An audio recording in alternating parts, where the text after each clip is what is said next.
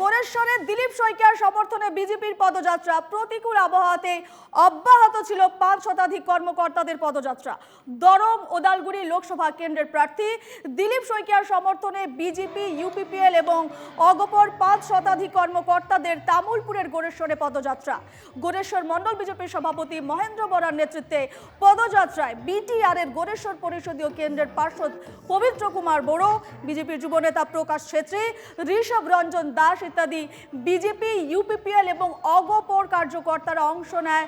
শহরে শক্তি প্রদর্শন করে। গোরেশ্বরের উচ্চতর মাধ্যমিক বিদ্যালয়ের মাঠ থেকে পদযাত্রা আরম্ভ করে শহরের শান্তিপুর হয়ে কলাগুরু বিষ্ণুপ্রসাদ রাভা ভবন পর্যন্ত চলে। পদযাত্রা আরম্ভের কিছু সময় পর খানিক বৃষ্টিও হয়, তবে বৃষ্টিকে উপেক্ষা করে এগিয়ে চলে পদযাত্রা। মহেন্দ্র বরা এবং যুবনেতা প্রকাশ ছেত্রীর মন্তব্য, এনডিএর প্রার্থী দিলীপ শইকীয়ার বিপুল ভোটে জয় নিশ্চিত।